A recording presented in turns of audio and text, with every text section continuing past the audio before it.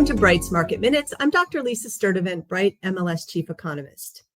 Well, in most places, it's not a seller's market anymore, but it's not really a buyer's market either. How should we be thinking about this market that we're in? Well, let's see what the data from July tell us. First, buyers are definitely holding back. Overall, closed sales in the Bright MLS area down 2.8% in July compared to where we were a year ago.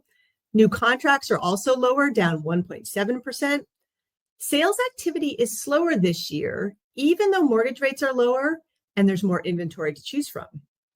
So the second thing we're watching is the pool of buyers, and the pool of buyers is shifting. The median sold price in the Bright MLS area was up 4.8% in July, but that price gain was driven primarily because of the higher share of sales at the upper end of the market. Higher income home buyers are feeling a little bit more economically secure, and they're more likely to be in the market, and they're driving up that median home price. Lastly, inventory continues to rise. At the end of July, there were nearly 46,000 active listings. That is up 26.2% compared to a year ago. But inventory isn't rising because we're seeing a surge of new listings. Rather, the slight uptick in new listings means that sellers are now outnumbering buyers in the market each month. So what does that mean for the rest of the year?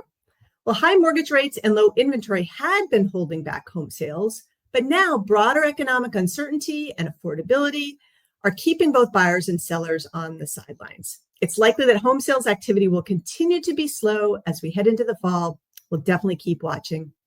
That's it for this month's Market Minutes. You can find monthly and weekly housing market reports at brightmls.com/research. Our next housing market webinar is on Thursday, August 21st, and you can register for the webinar online. Thanks, and see you next month.